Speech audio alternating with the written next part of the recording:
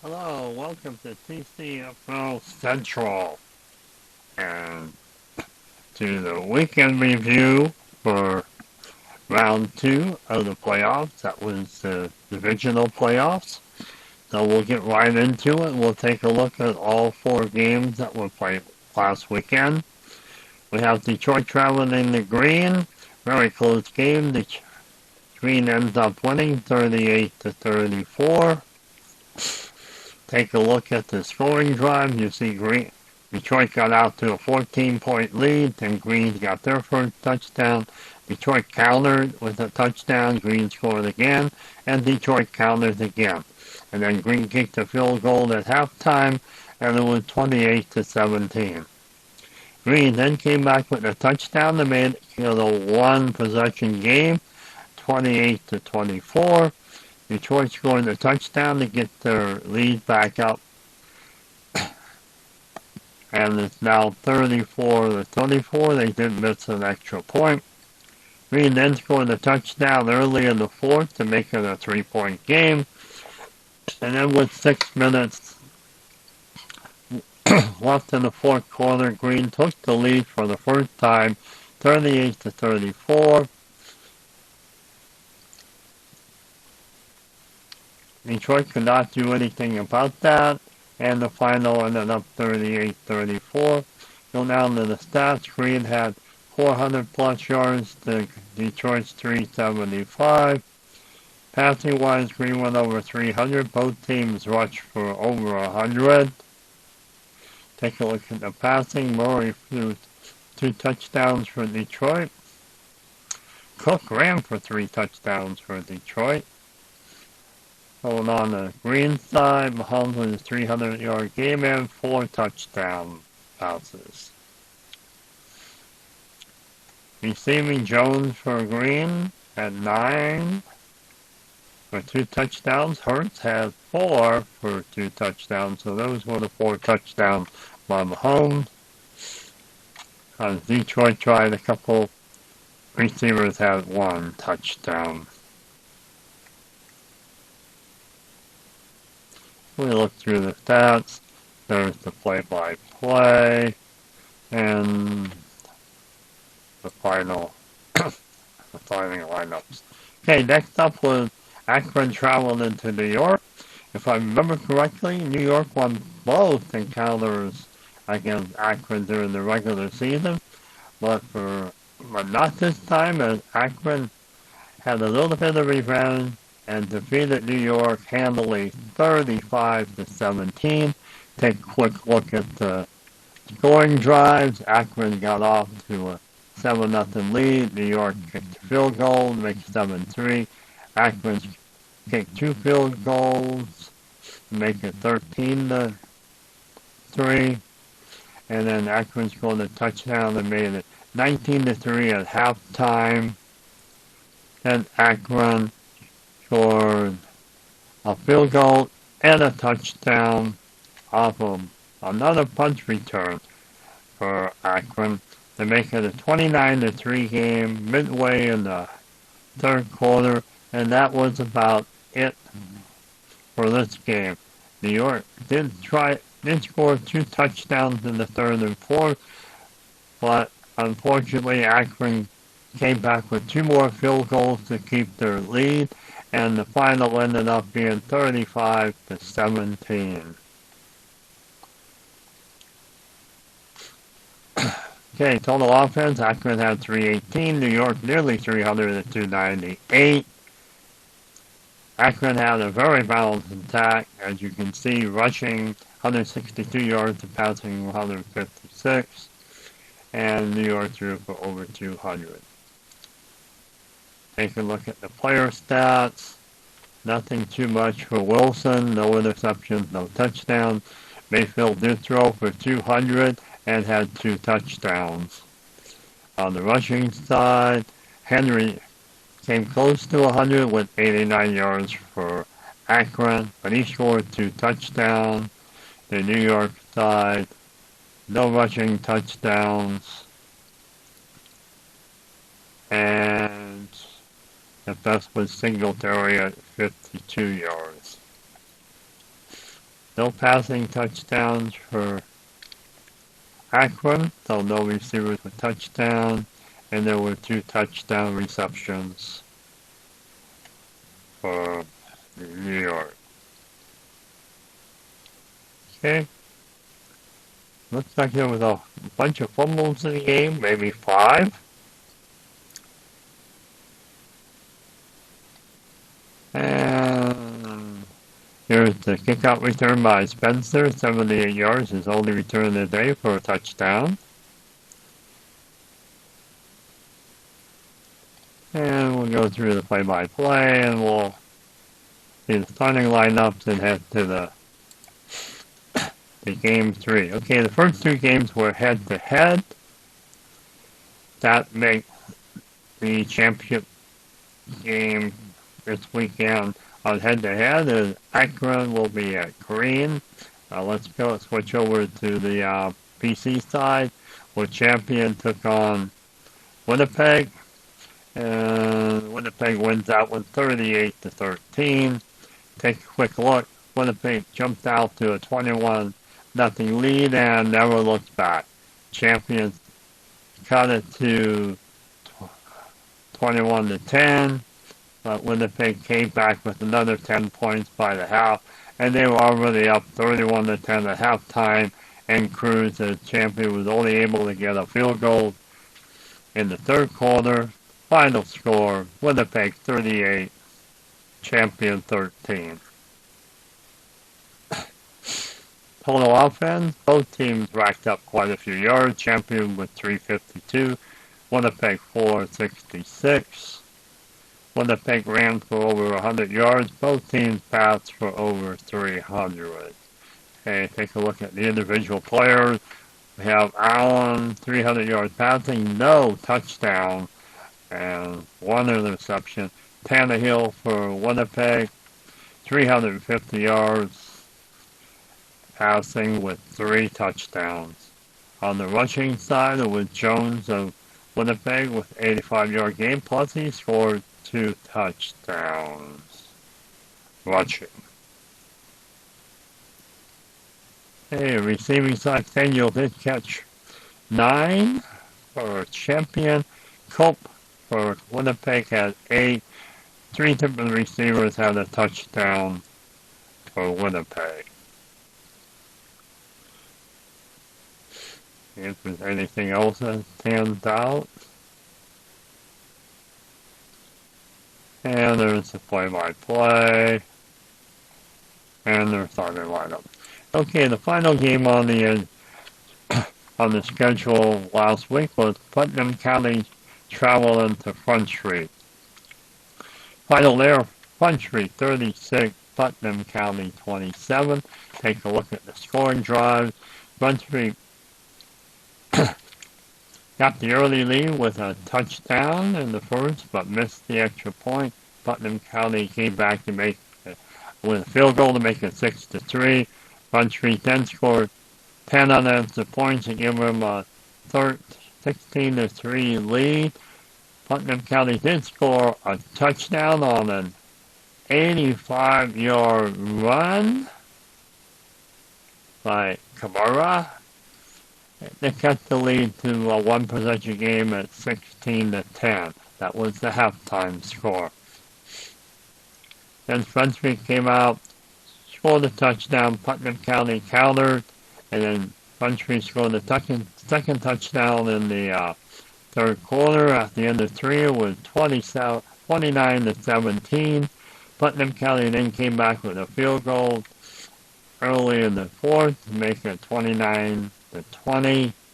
Front Street then scored a touchdown, 36-20, and Putnam County, with time running out, did manage another touchdown to end the scoring at Front Street 35, Putnam County 27.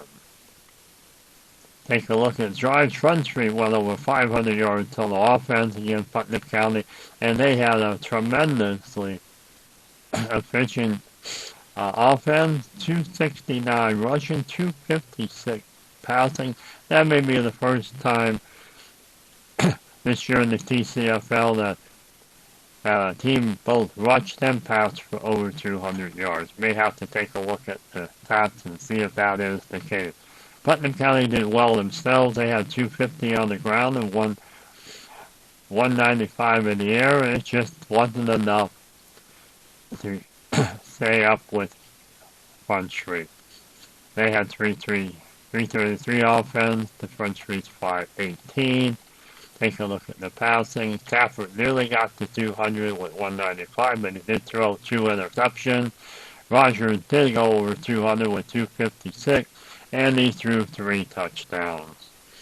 Rushing wise, Camaro did crack the 100-yard rushing yardage total for the day at 105. He also scored that 85-yard touchdown run. On the Front Street side, Robinson had himself a field day, 189 yards rushing, averaging over 6 yards a carry, even though the longest was only 22. Actually, Gibson had the longest carry of the day with 34. Both Robinson and Gibson both had a touchdown. Looking at the receiving side, nothing of fantastic interest here for Putnam County. Boyd did have 5 catches. 2 receivers had a touchdown. On the other side, we take a look at Robinson. Had 2 touchdown receptions. Adams 1. Adams also managed over 100 yards in receiving yardage at 117.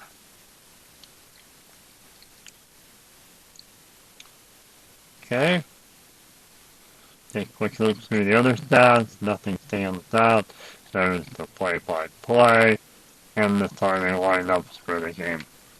Okay, so that ends the review of last week's 4 playoff games. Take a look at the playoff brackets now. We now have Akron going to green for the head-to-head championship. That should be played Sunday around 6 p.m. And then the second game of the evening will be Front Street at Winnipeg. That'll be played around 8 p.m. Sunday. The winner will go to the Super Bowl, and that'll be played in 2 weeks. Interesting thing, 3 of the 4 division champions ended up in the championship game. That was Green, Front Street, and Winnipeg. New York got knocked out by Akron, as Akron, as you see, has won 2 games in the playoffs. So let's take a quick look at a few statistics and we'll wrap this show up. On the leaders, we'll take a look at the file. Okay, these are the leaders throughout the playoffs. Henry's rushed for over 200 yards for Akron. Cook for Detroit scored 4 touchdowns. Rushing, Henry has 3. Receiving leaders, we have a couple with 12. 2 receivers had 2 touchdowns, and Brown leads the group with 262 receiving yards. Okay. Go down to the passing. Rogers has the best passing rate. He's thrown 3 touchdowns. Murray of Detroit and Mahomes of Green both have 4. And a couple with 3. And a couple more with 2. All the passers seem to have pretty good games that are listed in the top 10, as Allen and Watson were the only ones to throw interceptions. Passing yardage, we have Allen, champion, ended up with 561. Interceptions, nobody has more than 1. None returned for a touchdown. Sack leader, Jones had 2. kickoff returns, Nashville Adderley had won in his playoff game, long in 94. And punt returns, this week we had Spencer Akron, a 78-yard punt return. Pirates kicked 6 field goals for Akron.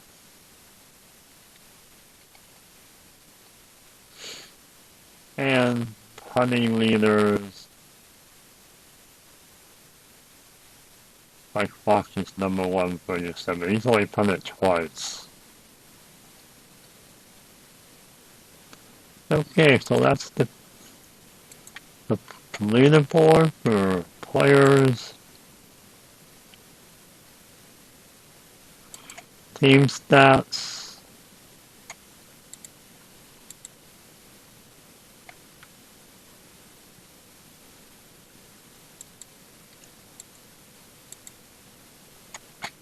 Here's Akron's team stats. They've definitely outscored their opponents quite well. First quarter is the only time Akron's had an issue. In fact, there's been only 2 scores for opponents for Akron in their 2 games in the first quarter. The other 3 quarters, they've both had these only 1 score.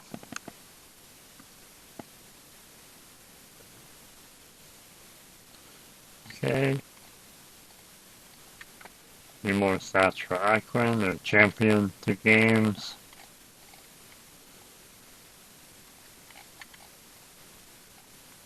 Detroit's 2 games. You can see Detroit's problem is in the 3rd and 4th quarter. They were outscored 35-13 in the second half.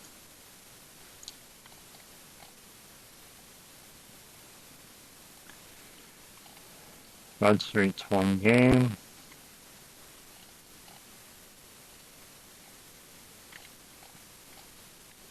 Green's 1 game. The County's 1 game. Lacrosse. Nashville. New York. Putnam County. Sheraton, no game. Transylvania, their 1 loss. Winnipeg, their 1 victory in the division game.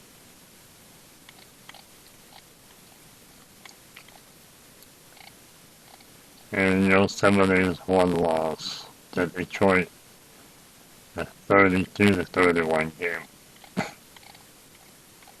Okay, that's it for that. Let's see if we can do this one other report we like to look at. That's the league.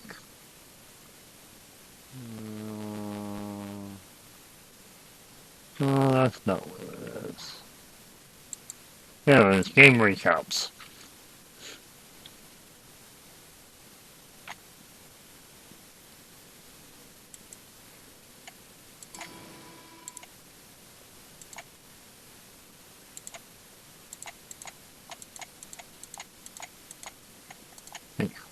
Quick look at those. That gives you the scoring summaries of each of the games. That's what we went over earlier in the broadcast.